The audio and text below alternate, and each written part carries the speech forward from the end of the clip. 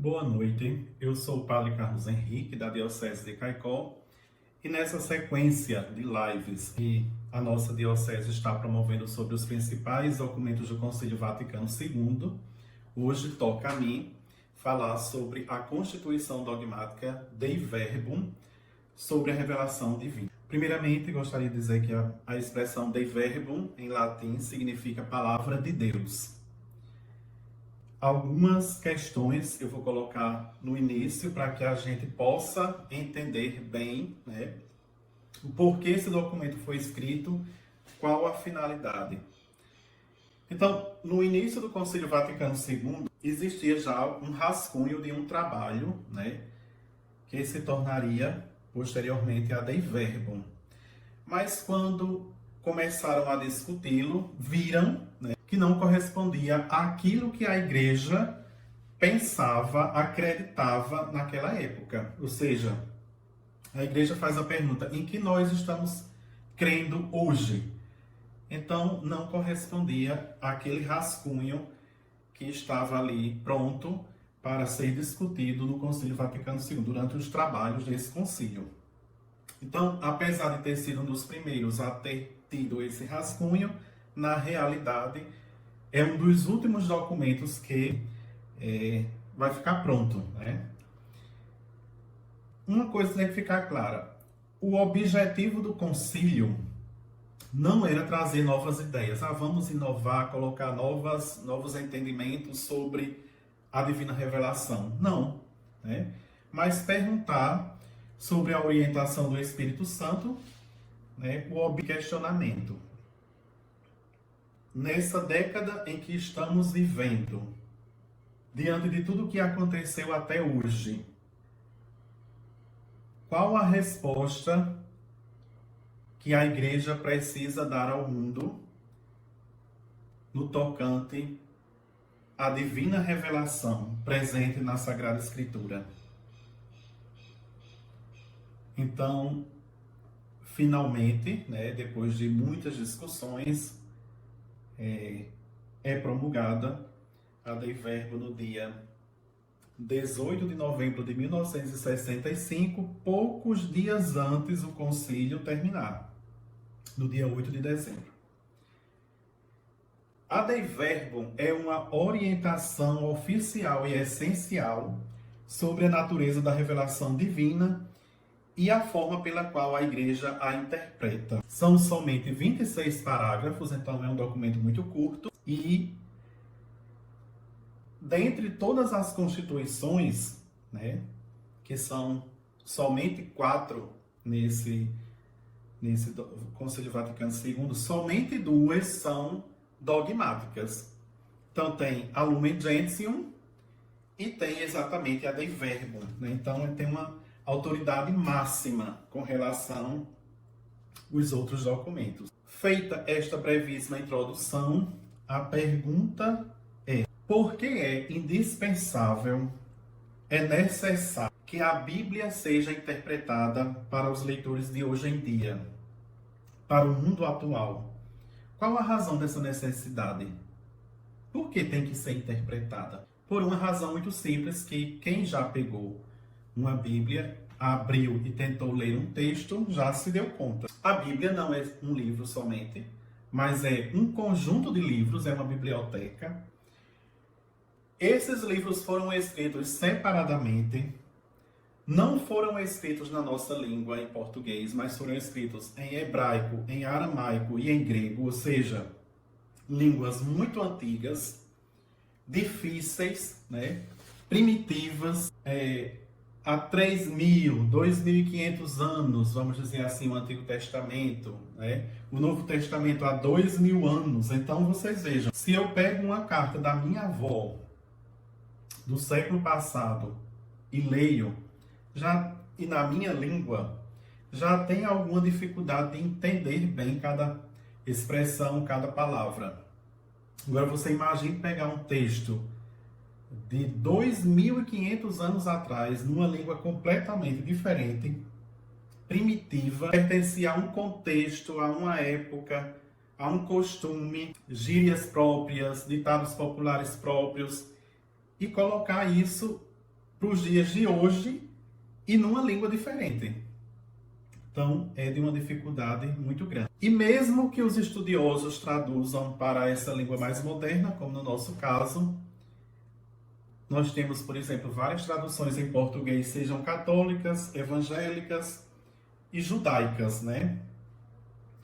E ela continua sendo um livro difícil de entender, ou seja, é necessário entender o contexto da época em que foi escrito, o que cada palavra significava naquela época, o que o autor quis dizer quando escreveu aquele texto, para chegarmos à compreensão do sentido do texto e dessa forma da mensagem de verdade que Deus nos quer revelar.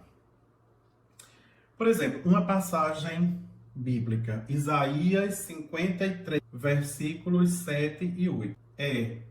Então, essa passagem, o etíope estava lendo, né, quando, lá nos Atos dos Apóstolos, capítulo 8, 31, Filipe, ele se encontra com um eunuco etíope que estava sem entender nada. Filipe perguntou se ele estava entendendo, né, aquela passagem. E o etíope disse assim: mas como é que eu vou me entender se ninguém me explica? E não era só ele que tinha dificuldade para entender a Bíblia, não. Os primeiros cristãos já sabiam que tinham as partes nas cartas de São Paulo que eram bem difíceis de entender. E que algumas pessoas sem muito conhecimento distorciam o sentido das escrituras, o que era bem perigoso.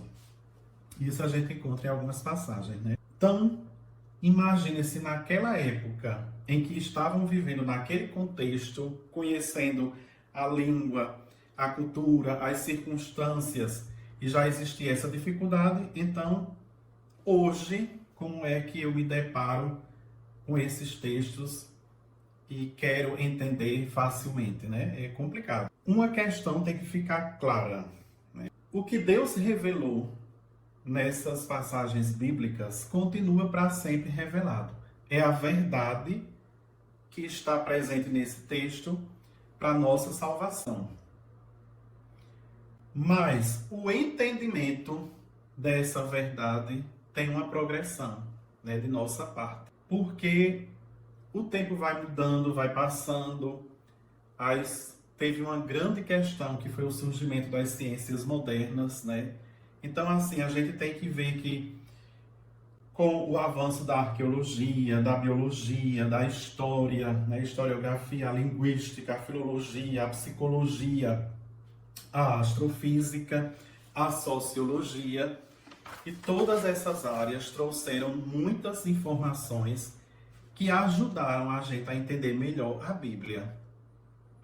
Até o surgimento e o avanço dessas ciências, a prática era interpretar a Bíblia conforme a tradição da igreja, de modo alegórico e espiritual, sem levantar questões sobre o objeto das questões tratadas pelas ciências modernas. Mas, a partir do momento em que essas ciências, né, vão progredindo, vão tomando espaço, né, então o mundo natural começa a ter um entendimento diferente, as pessoas começam a ver a realidade de uma forma diferente, e isso tem um impacto profundo na forma de interpretar e compreender a Bíblia. Esse impacto pode ser observado em várias áreas. Os estudiosos começaram a estudar e perceber que as descobertas científicas, geográficas, históricas contradiziam algumas ideias até então tidas como verdades bíblicas.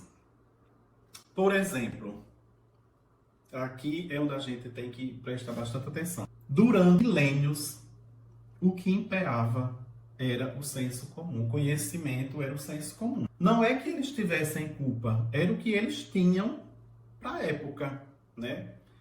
Então, por exemplo, no tempo em que o livro do Gênesis foi escrito, com certeza Deus inspirou o ser humano que, diante da inquietação, quem eu sou, de onde eu vim, o que é que a gente está fazendo aqui? Então Deus inspirou a que o autor humano escrevesse de forma que naquela época e hoje a gente soubesse que foi Deus quem criou o mundo, foi Deus quem nos criou, para quem foi que Deus nos criou, né? Só que a linguagem usada por esses escritores não podia ser diferente daquela linguagem que eles conheciam naquela época. Ou seja, se naquela época a forma de transmitir um ensinamento era através de historinhas, poesias, mitologias, eles leram, eles conheciam essas histórias de povos vizinhos, eles assimilaram, eles receberam a iluminação de Deus, eles adaptaram e colocaram aquele seu conhecimento para passar a ideia de que foi Deus quem criou o mundo, foi Deus quem criou a natureza, foi Deus quem criou os seres humanos com esse propósito. Só que os detalhes daquela história, pelas ciências modernas, a gente sabe que não correspondem à realidade.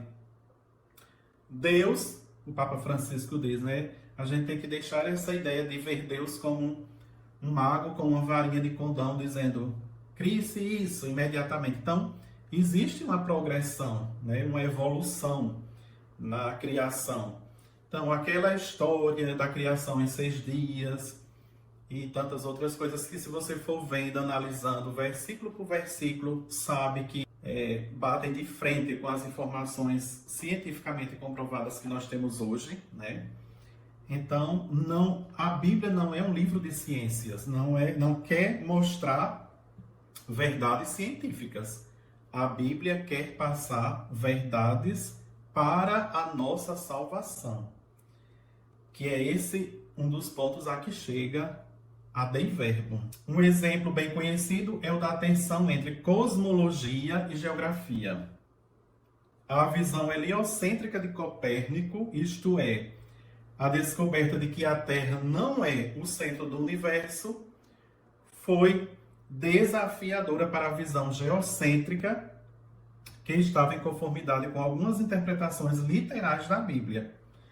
Então, vocês imaginem aí que, desde sempre, quando surgiu a escrita, todo mundo achava que o Sol girava em torno da Terra. Todo mundo achava muita coisa, ou seja, tinha-se uma certeza, né, sobre esses dados. A Bíblia nunca era contestada. Não existia essa distinção entre conhecimento bíblico, teológico e conhecimento científico. Era uma coisa só, era o que as pessoas acreditavam, era o que o mundo levava em consideração.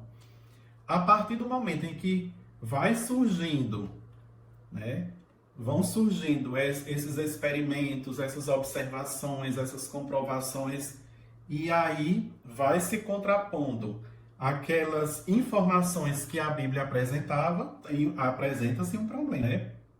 A gente pode imaginar assim, quando a primeira pessoa chegou a dizer assim: eu tenho um negócio para dizer a vocês, não é o Sol que gira em torno da Terra, é a Terra que gira em torno do Sol. Deve ter sido uma loucura, ou seja, primeiro devem ter considerado essa pessoa louca, né? Dizer assim, de onde é que está tirando essa informação? E aí a gente sabe que o poder da igreja, e não era somente da igreja, o poder político que compartilhava dessa informação era muito resistente, né? Vocês imaginem aí fazer com que toda uma mentalidade fosse mudando e ainda sem saber de certeza se aquilo realmente tinha fundamento. Nem pensavam assim, né? Então deve ter sido muito difícil. Não é somente Copérnico, né? Galilei, por exemplo, que comprovou essa teoria. Ele até foi silenciado, né, durante muito tempo. Então foi uma época realmente difícil. Só que aí começou, né? Surgindo, era Isaac Newton, era Charles Darwin, era cada um com sua teoria, comprovando uma coisa diferente que entrava em contraposição com aquelas verdades, entre aspas, que não eram verdades, né? Aquelas informações que até então a humanidade tinha como verdade. E a igreja, muito prudentemente, também não foi deixando se levar por tudo isso de forma assim, cedendo a tudo não, né? Ou seja, com uma certa prudência, resistia um pouco, mas também, assim, muito lentamente, um papa abria um espaçozinho e o pensamento se desenvolvia cada vez mais, né? Por exemplo, em 1893, ou seja, praticamente ontem, o Papa Leão XIII escreveu uma carta chamada Providentíssimos Deus, para responder a algumas dessas questões que tinham surgido por causa das descobertas históricas e arqueológicas, avanços científicos e estudos comparativos com mitologias religiosas antigas e análises textuais, incentivando o estudo da Sagrada Escritura e recomendava o estudo das línguas orientais. Então vejam aí. A Bíblia foi escrita em hebraico, em grego, em aramaico, depois São Jerônimo traduziu para o latim, e durante muito tempo, ou seja, por toda a Idade Média, né, a Bíblia era lida em latim. E era lida somente pelos padres, pelos bispos, né? Ninguém tinha acesso à Bíblia. Primeiro que os livros só começaram a existir assim impressos em 1500. Então, ter uma Bíblia era uma coisa caríssima. E mesmo assim, não era todo mundo que tinha acesso à Bíblia. Com o avanço dessas descobertas, então, a igreja disse: vamos estudar a Bíblia nas línguas originais em que foi escrita. Por outro lado, na primeira década do século XX, o século passado, os protestantes saíram na frente. Então, assim, eles tinham uma liberdade para ler, para ter a Bíblia, né? Ou seja, Lutero com aquela tradução para o alemão.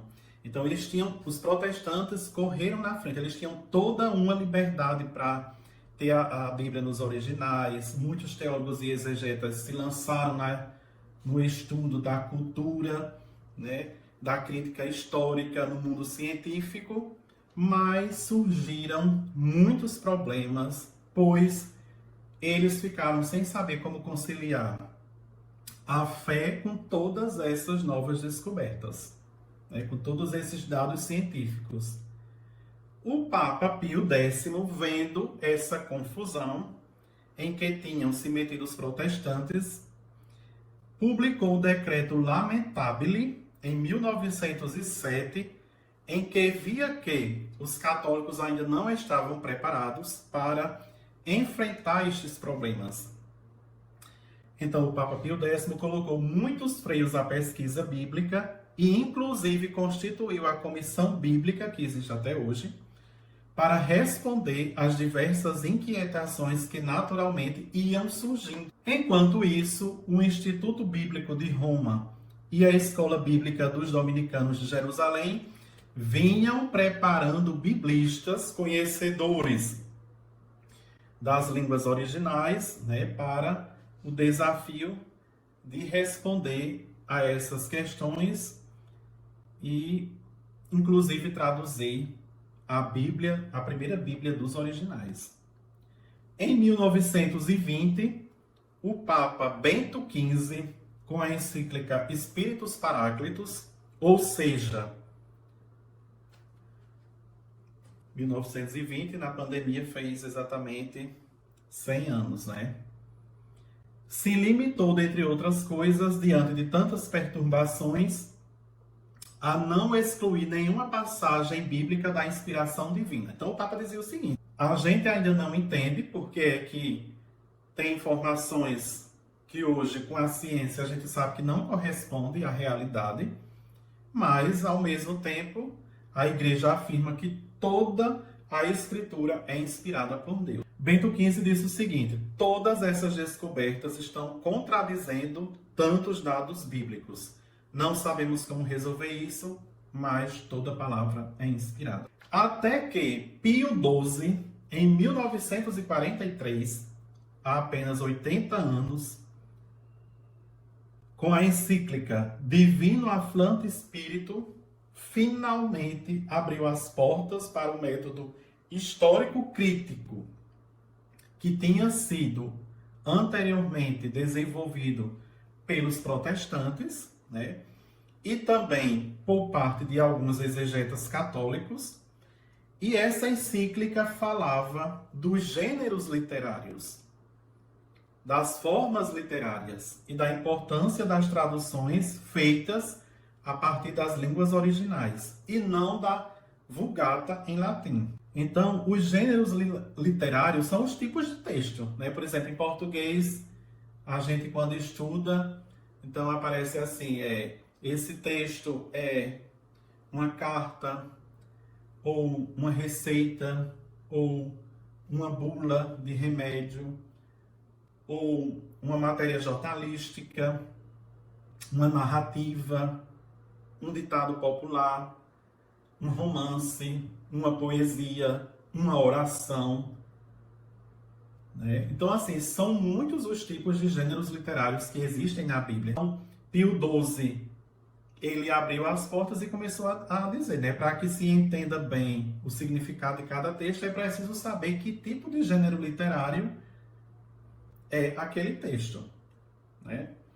Depois, então, como fruto dessa primeira abertura de Pio XII, a gente tem a tão conhecida e ainda hoje uma das melhores traduções da Bíblia, que é a Bíblia de Jerusalém. Hoje, a versão atualizada se chama Nova Bíblia de Jerusalém. Todos estes acontecimentos prepararam o terreno para o reflorescimento dos estudos bíblicos na Igreja Católica, que conduziram à parte principal que teve no Concílio Vaticano II. É muito prazeroso a gente ler na introdução do livro Jesus de Nazaré, de Bento XVI, quando ele, ao indicar as orientações metodológicas resultantes dos dois documentos que levam sua assinatura como prefeito da congregação para a doutrina da fé, ele afirma categoricamente que o método histórico-crítico,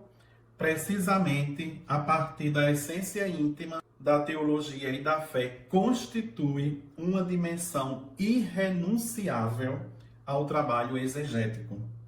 Porque é essencial para a fé bíblica que ela se refira a um acontecimento realmente histórico. A fé bíblica não narra a história como símbolo abstrato, mas se fundamenta em eventos históricos concretos que aconteceram no chão desta terra, diz ele. O fato histórico não é apenas um símbolo que possa ser interpretado de diferentes modos, mas é a base essencial da fé. Com as palavras, se fez carne, professamos a nossa fé na efetiva entrada de Deus na história real. Bento XVI diz, nessa introdução do seu livro, se pusermos fora esta história, a fé cristã será, como tal, abolida e transformada em outra forma de religião. Então, se a história, se a realidade dos eventos que aconteceram, entendida neste sentido, pertence essencialmente à fé cristã, ela necessita se expor ao método histórico crítico. É a própria fé quem exige esse método. A referida Constituição Conciliar Dei Verbum diz isto muito claramente no número 12, quando se refere a propósito de alguns elementos metodológicos concretos que devem ser tomados em consideração na explicação da Escritura. Então agora eu vou ler melhor algumas passagens desse documento que é tão importante para a nossa fé e o que ele diz sobre a Divina Revelação. No número 2, quando a gente lê aqui a revelação como tal, o que é essa revelação? E veja que bonito, diz o seguinte: prove a Deus, em sua bondade e sabedoria, revelar-se a si mesmo e tornar conhecido o mistério de sua vontade, que a gente encontra em Efésios, capítulo 1, versículo 9.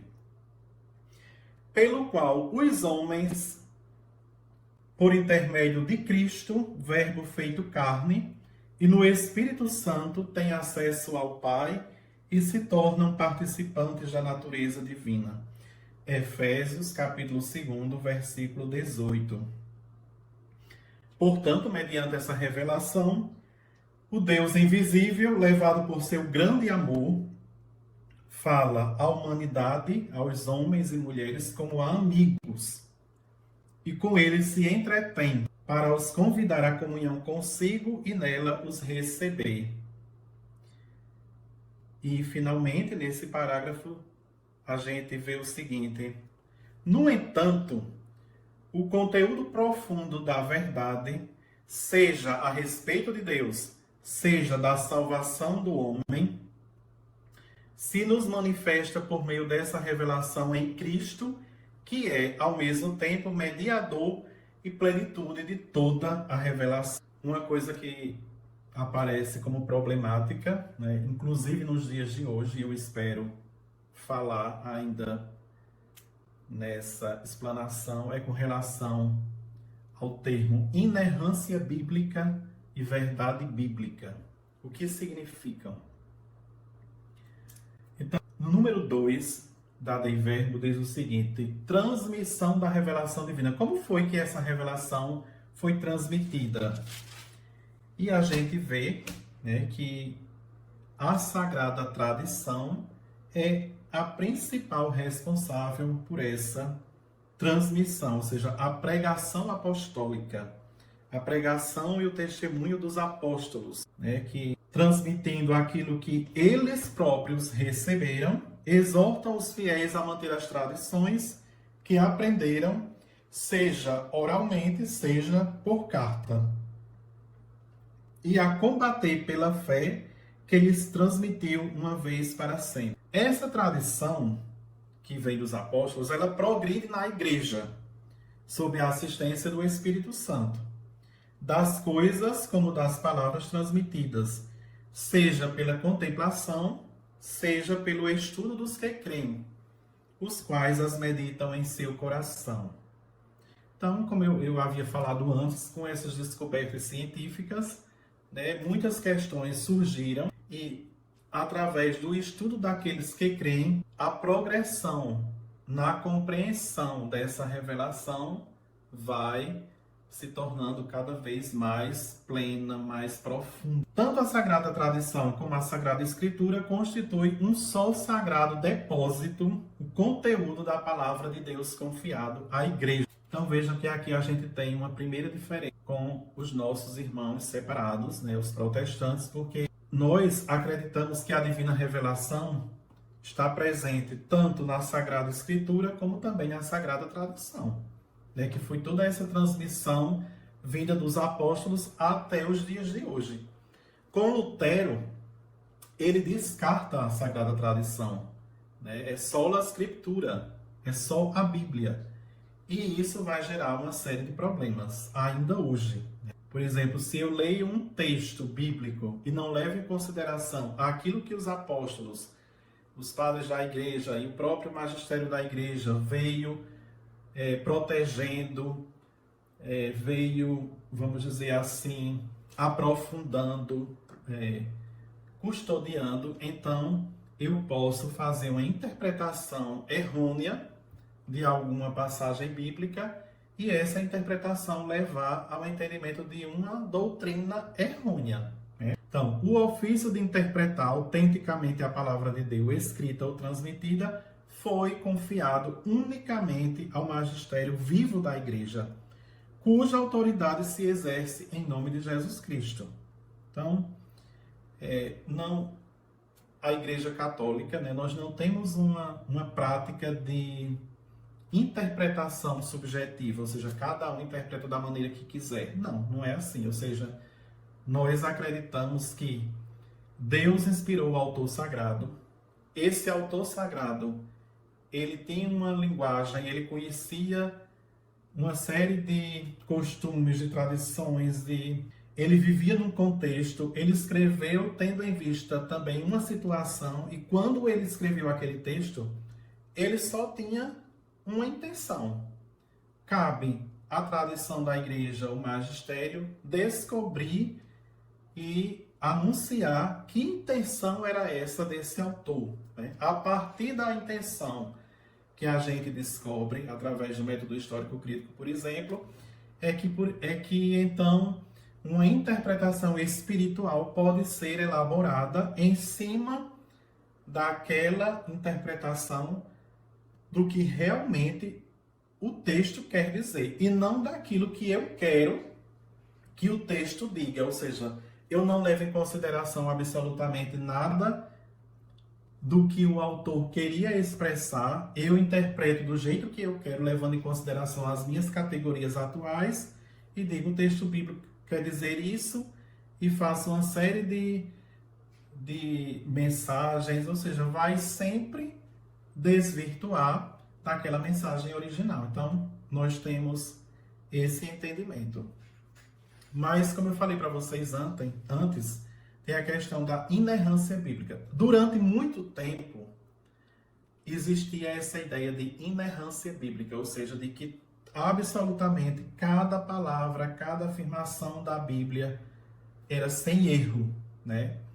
Então, entravam aí tantas histórias, tantas informações que, com o decorrer dos séculos, principalmente com o surgimento e o avanço das ciências, a gente percebe que não corresponde à realidade. E aí, tem essa inerrância ou não na Bíblia? Então, o Concílio Vaticano II, muito sabiamente, né, escolheu uma expressão que é correta e que fala da verdade bíblica e não prejudica, né, o estudo, a aceitação do avanço da ciência. Né? Então, por exemplo, a gente não fala, a partir do Concílio Vaticano II, em inerrância bíblica, mas a gente fala em verdade bíblica em vista da nossa salvação. Né?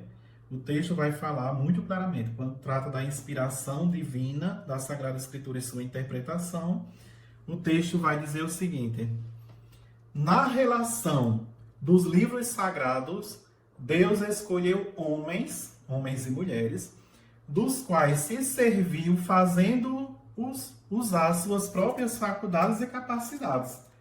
Então Deus não interferiu na capacidade humana, na formação humana, como que eles já deveriam saber, já pensar abstratamente.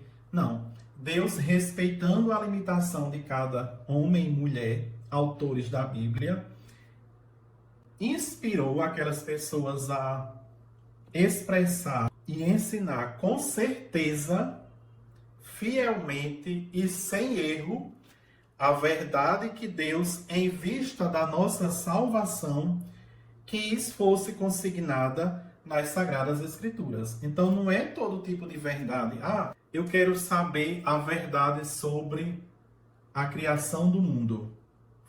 Se a Bíblia está dizendo que foi criado em 6 dias, é porque realmente, literalmente, foram 6 dias de criação. Isso não importa. A Bíblia não quer passar essa ideia, né? O que a Bíblia quer ensinar é a verdade em vista da nossa salvação. O que vale para a gente é que foi Deus quem criou o mundo, foi Deus quem nos criou, né? E por qual propósito, para que propósito? Então, assim, a gente vê que as pessoas têm um pouco de dificuldade de entender isso, mas isso é essencial para a gente dar esse passo do Concílio Vaticano II. Porque não aceitar, não entender, é andar para trás e ficar preso no senso comum. O senso comum, ele é muito atraente, muito contagiante, porque as pessoas observam uma coisa, aí imediatamente diz, vocês vejam como agora não dá sempre certo. Durante muito tempo as pessoas observavam os insetos, observavam alguma floração e diziam assim, o próximo ano, quando faz isso, é porque o próximo ano é bom de inverno. E durante um certo tempo isso funciona, porque as pessoas observam e ligam determinada coisa com as chuvas. Só que, por exemplo, com o aquecimento global e tantas mudanças que vem acontecendo, é muita experiência que a gente vê e não dá certo, e não é como as experiências mostram, né? Então, por quê? Porque não era um conhecimento científico fundado, mas era somente baseado numa observação. Só que esse tipo de conhecimento normalmente atrai muito, né? Porque você está vendo ali, né? Então você vê, eu estou vendo o sol que está nascendo, está girando, agora está se pondo. Então você está vendo que o sol está caminhando, mas não é verdade. Se você colocar o telescópio e fizer os estudos, vai ver que o sol está literalmente parado, né? Nós aqui estamos girando. Então, é difícil de combater essa mentalidade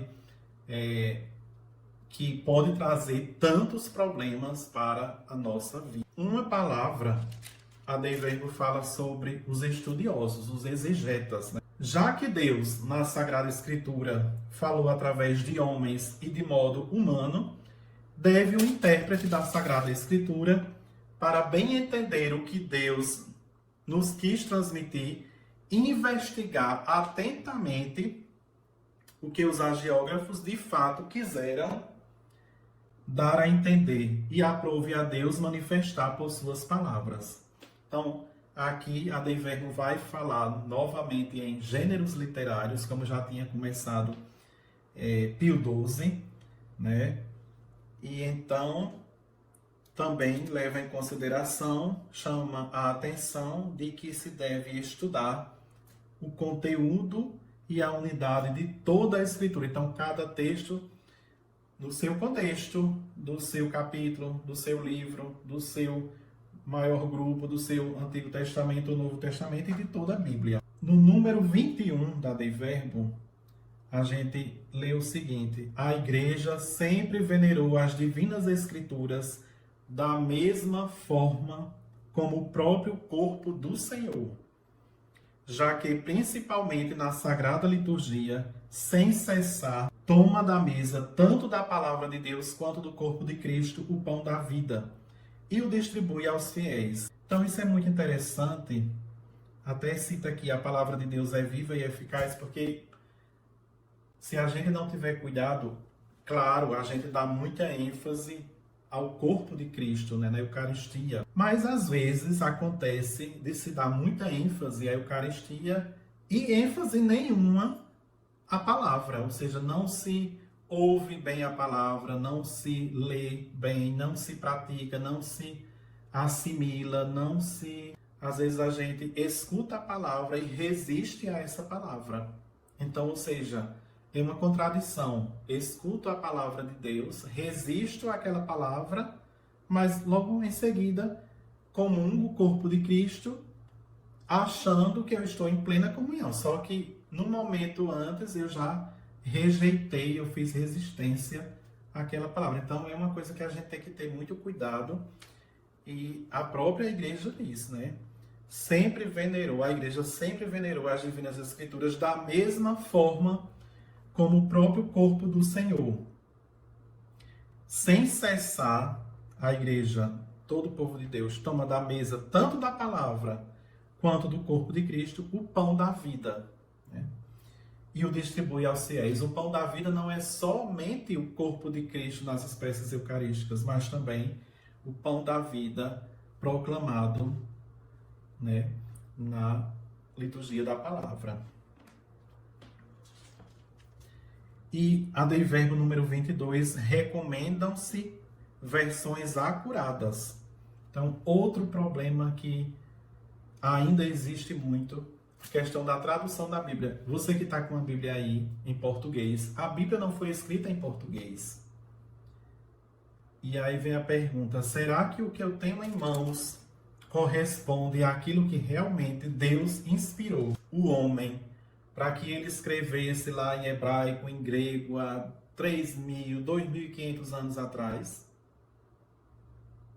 Basta a gente ler várias Bíblias e descobrir que tem muitas diferenças, contradições de uma Bíblia para outra.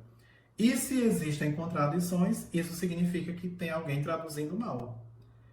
E esse traduzindo mal, muitas vezes significa que quem está traduzindo não está traduzindo o que o texto originalmente está falando, mas a doutrina que a pessoa quer que as outras pessoas leiam e sejam, né, vamos dizer assim, inculcadas por aquelas verdades que não são, de fato, o que o texto está dizendo.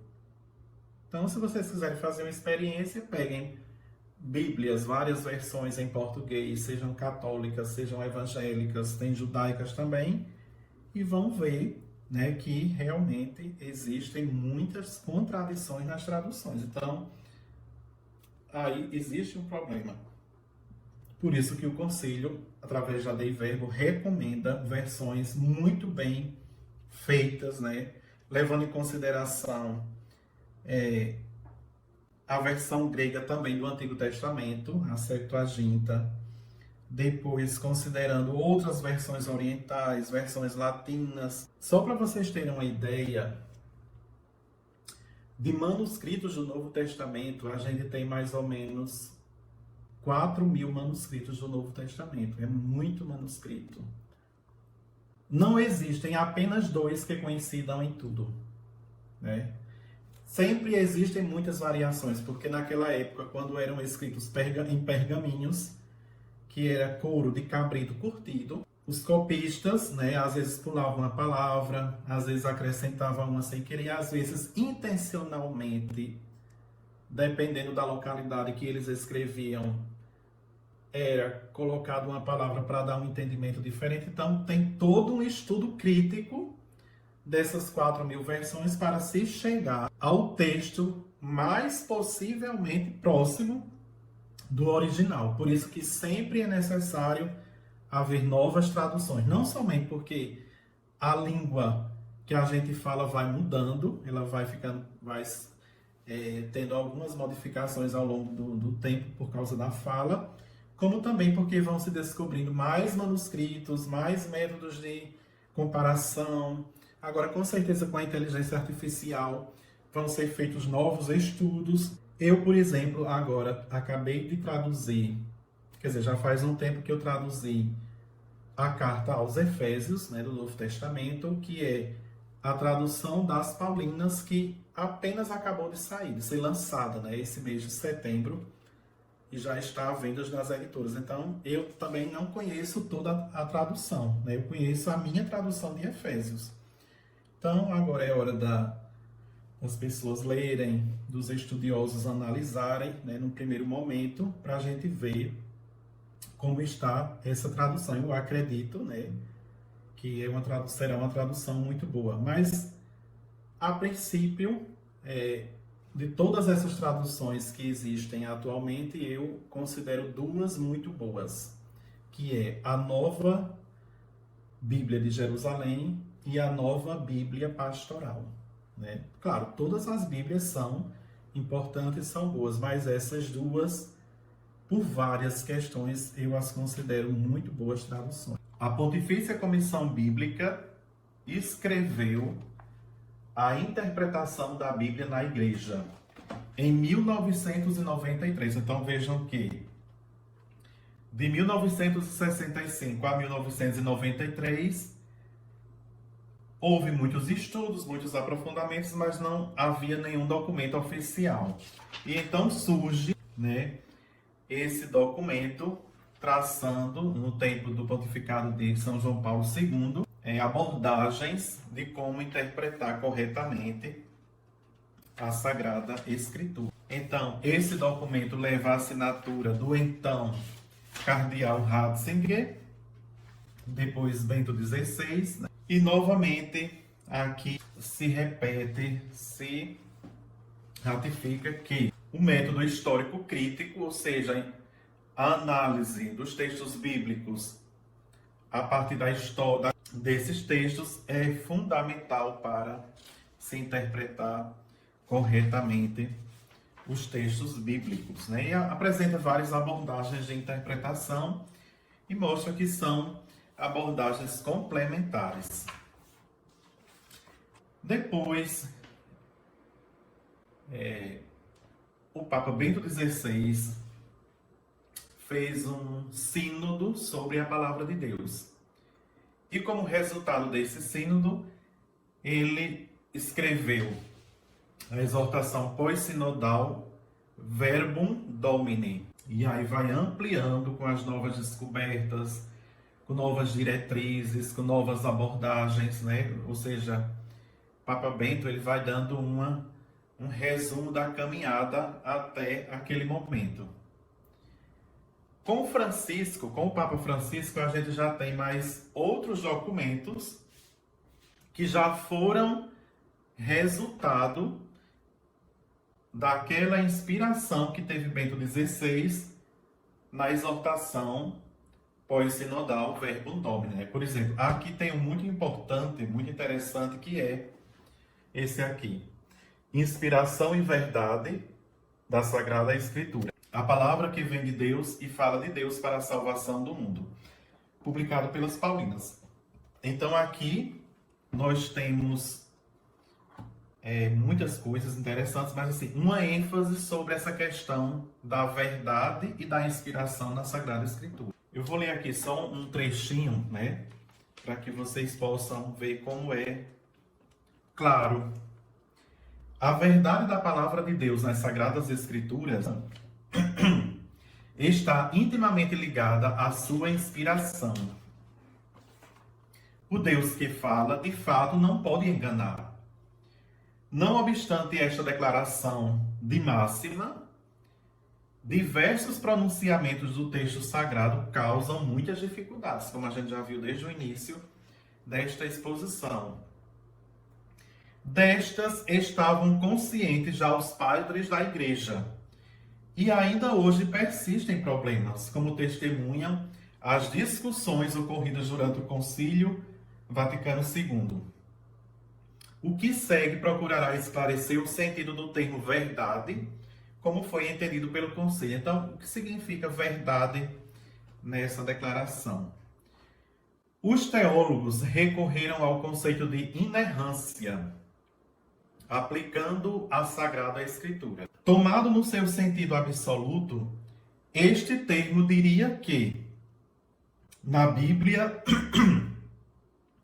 não pode haver erro de espécie alguma. Mas com as progressivas descobertas no campo da história, da filologia e das ciências naturais, e por motivo da aplicação à pesquisa bíblica do método histórico crítico, os exegetas tiveram de reconhecer que na Bíblia nem tudo é expresso em conformidade com as exigências das ciências contemporâneas. Pelo fato de que os escritores bíblicos refletem os limites dos seus conhecimentos pessoais, além dos da sua época e cultura. O número 11 da Dei Verbum repropõe a doutrina tradicional de que a Igreja considera sacros e canônicos todos os livros do Antigo Testamento, como do Novo Testamento, como todas as suas partes, tendo Deus como autor.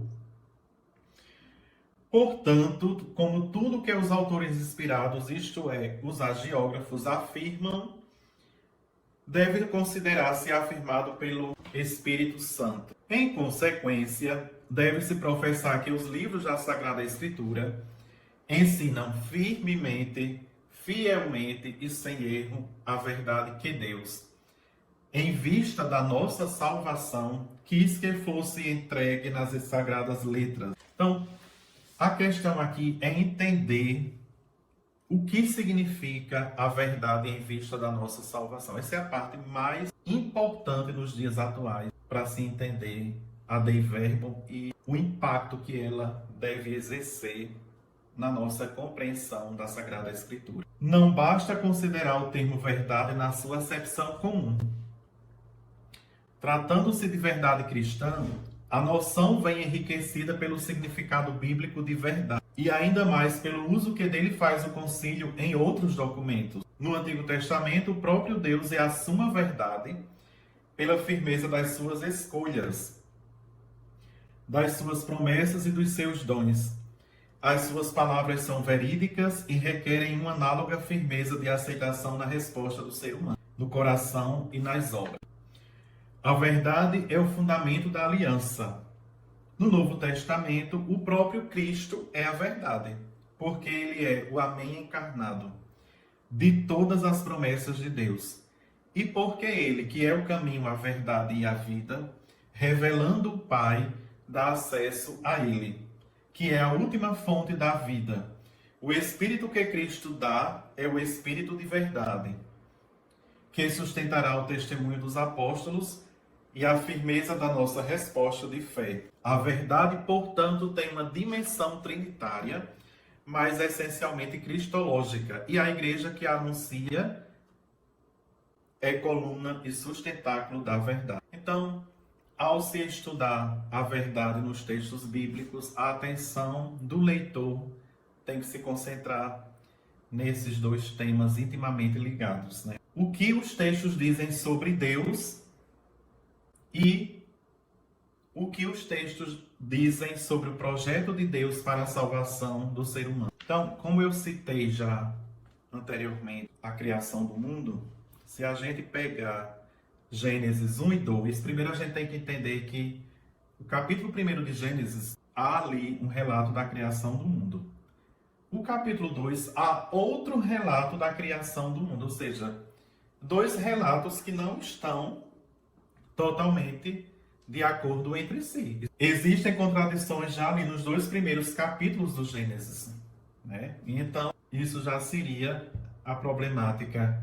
Se fossem textos científicos, qual capítulo seria exatamente a verdade científica? Mas, quando se entende que a verdade bíblica é aquela em vista da nossa salvação, ao ler as primeiras páginas da Bíblia que contém esses dois textos da criação, a gente vê claramente que eles atestam a fé no Deus que é a origem e meta de tudo. Essa é a primeira verdade. Enquanto relatos da criação, eles não ilustram como tenha tido princípio o mundo e o ser humano, mas falam do Criador e do seu relacionamento com a criação e com a criatura. Então a gente não está ali vendo aquele detalhe que Deus fez um boneco de argila, soprou nas narinas, né? E aí depois pegou a costela de Adão. Então, isso aí não é uma verdade científica. O que a gente tem que entender é que papel tem Deus nessa criação e no projeto de salvação para o ser humano. Então, há sempre grandes mal-entendidos quando esses textos da antiguidade são lidos segundo a perspectiva moderna de hoje, considerando as afirmações sobre como tenha sido produzido o mundo e o ser humano. É necessário questionar tal leitura para responder mais adequadamente à intenção dos textos bíblicos. Não foi escrito com a intenção de expor detalhes da criação do mundo. As ciências naturais, elas não suprimem a pretensão da Bíblia de comunicar a verdade, pois a verdade dos relatos da criação diz respeito à coerência plena de sentido do mundo como obra criada por Deus. Então, o primeiro relato da criação, Gênesis 1, versículo do 1 ao capítulo 2, versículo 4a, descreve exatamente, não como o mundo se fez, mas por que e com que finalidade ele é assim como é. De modo poético, adotando as imagens da sua época, o autor de Gênesis 1 mostra que Deus é a origem do mundo e do ser humano. O Deus criador de que fala a Bíblia está orientado a relacionar-se com a criatura de tal modo que o seu criar, como descreve a Bíblia, acentua tal relacionamento. Criando o ser humano à sua imagem e confiando-lhe a tarefa de tomar cuidado da criação, Deus manifesta a sua fundamental vontade salvífica. E por aí vai, né? Se a gente for pegar, por exemplo, os evangelhos, um salto bem grande eu dei agora.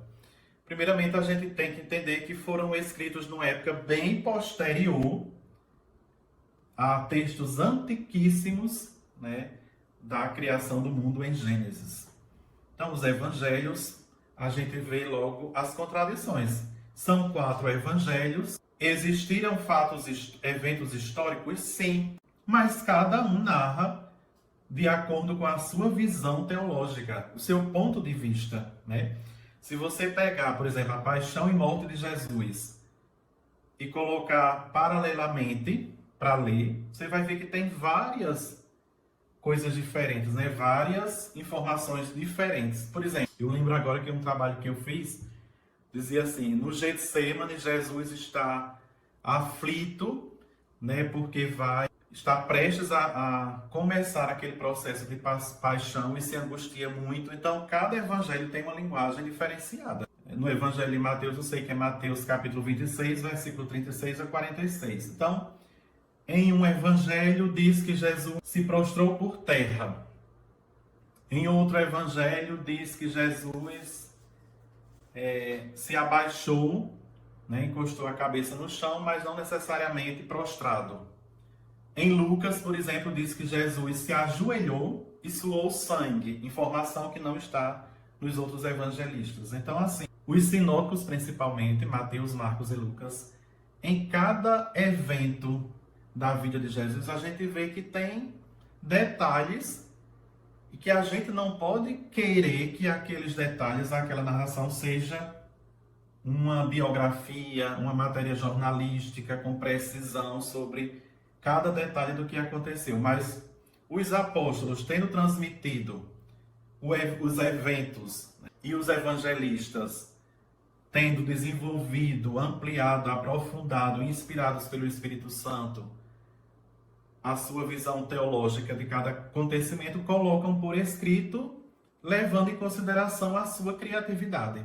Então, existe a verdade para a nossa salvação, existem informações, detalhes, acréscimos, que são da criatividade de cada autor e que estão ali com a finalidade de fazer com que os relatos fiquem interessantes, tenham sequência, né? Por exemplo, numa novela, às vezes uma novela quer retratar uma coisa que realmente aconteceu.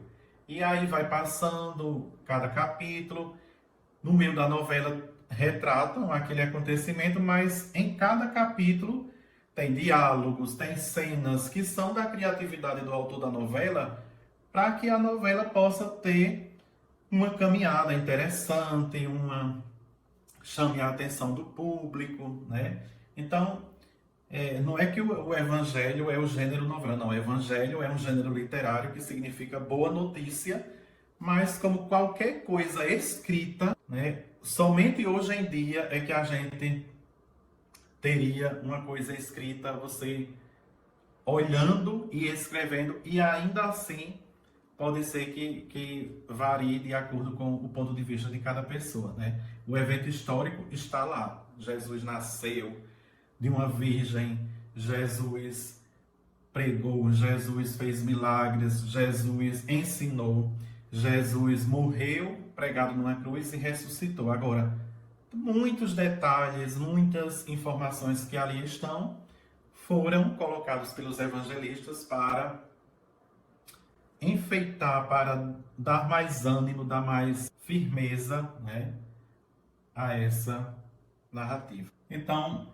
vejam bem, uma coisa que a gente tem que saber é que as Bíblias católicas, elas têm, normalmente, né, nota de rodapé, que são exatamente as explicações dos exegetas, dos tradutores, e que mostram, assim, o uso do método histórico crítico com relação a cada passagem bíblica. Para a gente ver o perigo que é ler uma passagem bíblica, não levar em consideração a história, a cultura, o contexto, quando foi escrito, vou aqui ler alguns exemplos para que fique realmente claro.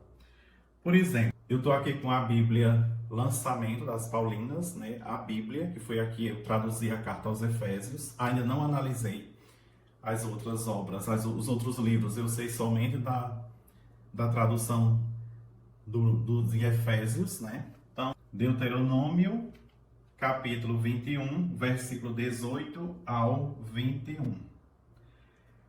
Se um homem tiver um filho insubmisso e rebelde, que não escuta a voz de seu pai e de sua mãe, que já o castigaram e ainda assim não os escuta, então seu pai e sua mãe tomarão medidas contra ele e o levarão aos anciãos da cidade e ao portão de onde moram.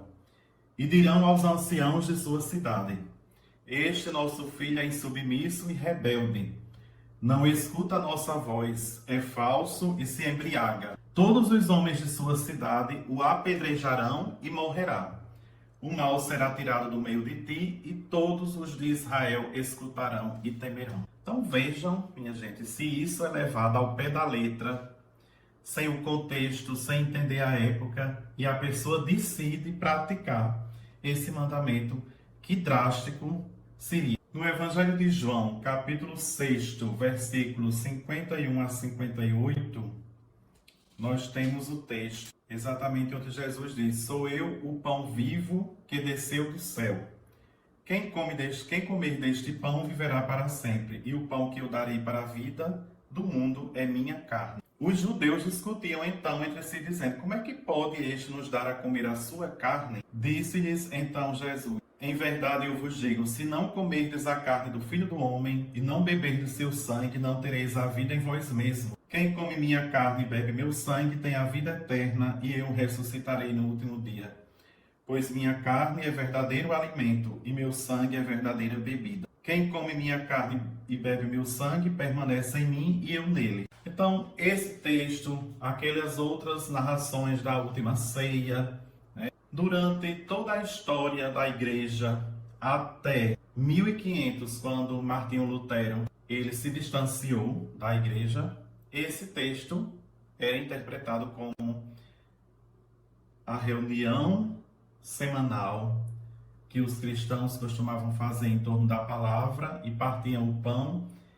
E ao dizer essas palavras, a igreja afirmava e afirma que ali se está fazendo comunhão com a presença real de Jesus Cristo. Depois de Martinho Lutero e Calvino, então a coisa começou a ir para um outro lado, a interpretação, como se fosse somente um simbolismo, uma memória. A gente está aqui reunido na ceia do Senhor apenas para relembrar, aquilo que ele fez por nós. Enquanto a tradição católica sempre afirmou a presença real de Jesus na Eucaristia. Pela tradição, a gente sempre soube disso. E pelo método histórico crítico, ou seja, a partir do momento em que no século passado se começou a estudar os textos, a linguagem, o contexto, as línguas originais, a literatura circunvizinha, a mentalidade da época, então cada vez mais a gente tem essa certeza de que o autor do texto, os autores, os evangelistas, quando escreveram estes textos, eles tinham sim a ideia, a certeza, a convicção de que Jesus, ao realizar esta ceia e ao pronunciar essas palavras, ele estava realmente se referindo à sua presença real na celebração do pão e do vinho. Pelo estudo dos padres da igreja, que sempre afirmaram isso, o contexto da Páscoa judaica, também uma coisa interessante é que a gente tem que entender que Jesus, tanto os autores do Antigo Testamento como o próprio Jesus, ia dizendo, ia instituindo o sacramento, mas assim, levando em consideração o conhecimento das pessoas de sua época, Ele não ia dizer coisas abstratas que hoje talvez para nós seja muito fácil de entender, que para a época dele as pessoas não iam conseguir entender. Então, por exemplo, nas outras religiões, como por exemplo na Grécia Antiga, existiam os mistérios dionisíacos, ou seja, Dionísio, para aquela seita, Dionísio, o deus do vinho, era central nessa celebração. E quem participava desses rituais acreditava de fato que ao beber vinho entrava em comunhão com Dionísio e experimentava sua presença divina. O vinho era considerado um meio de união com o divino.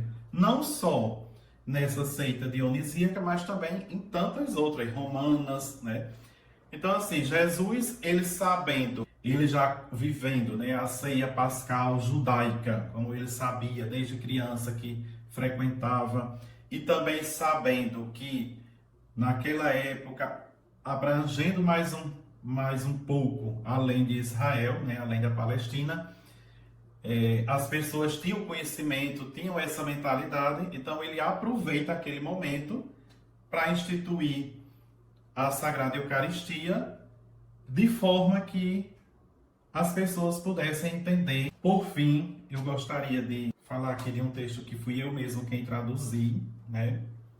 Aqui na Bíblia das Paulinas, capítulo 5, versículos do 21 ao 32.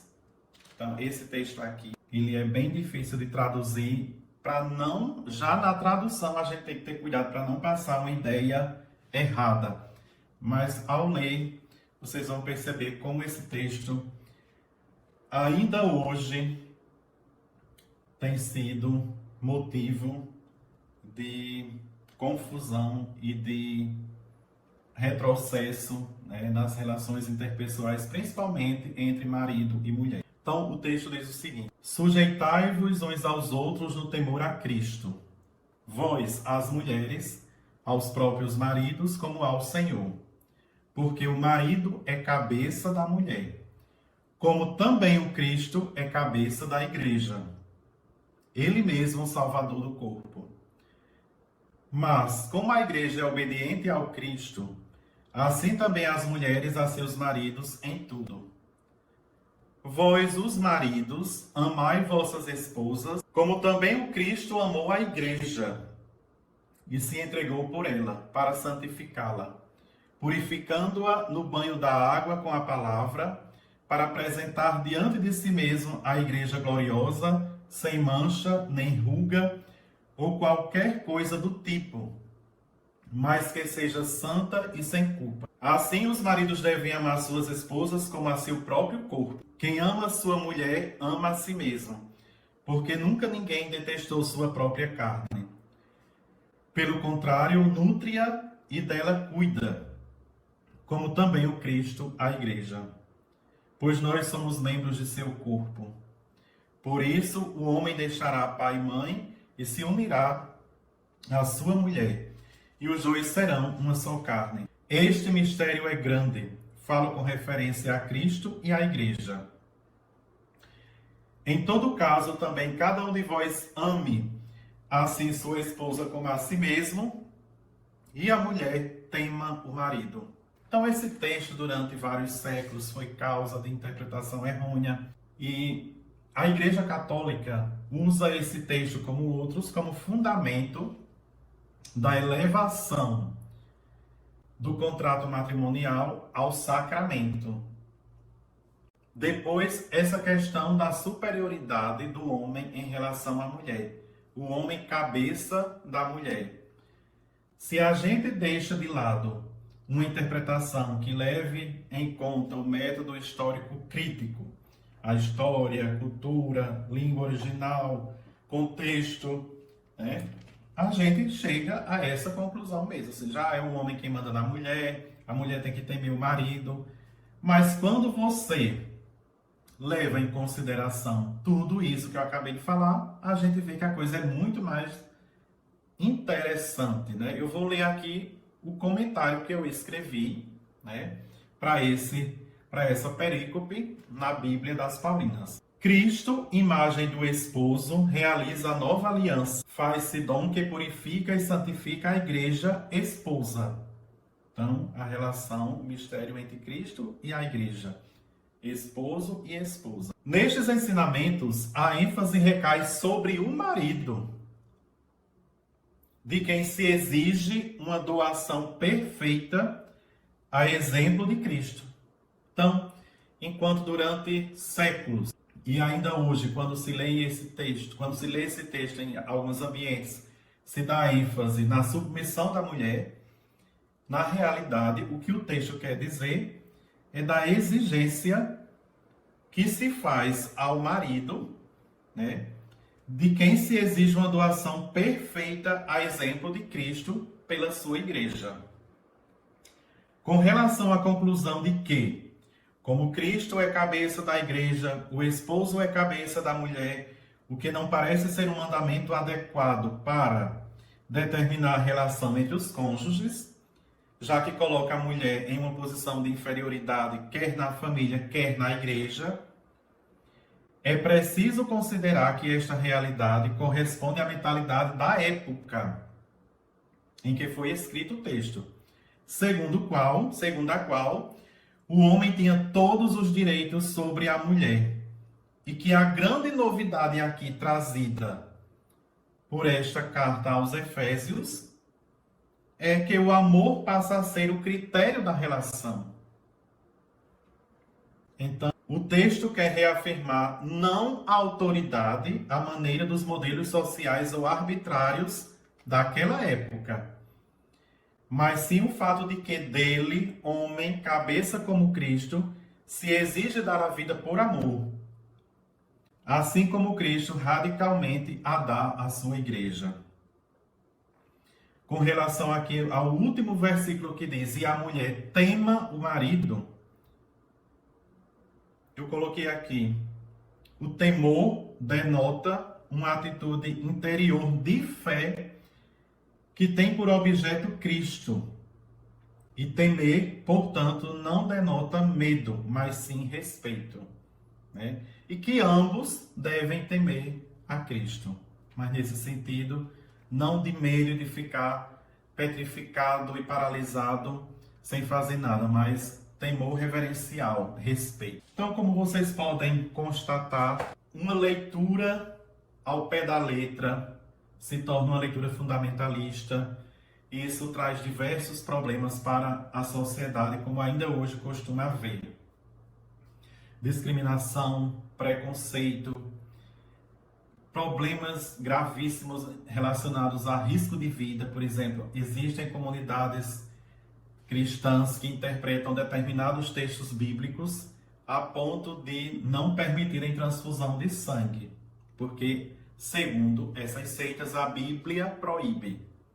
Ou seja, a pessoa pode morrer porque está falsamente cumprindo um mandamento bíblico, quando na realidade, se você for olhar historicamente, cultura, língua, contexto, situação vital daquele texto, o texto não quer dizer nada daquilo. Então, o grande problema da interpretação da Bíblia na igreja é esse, né? É não levar em conta, não levar em consideração que cada texto bíblico, embora tenha sido inspirado por Deus, a pessoa que o escreveu, ela tinha suas limitações, ela tinha seus conhecimentos, ela assimilou muita coisa de outras religiões, ela adaptou muita coisa, ela se apropriou de muita coisa para descrever, né, colocar em palavras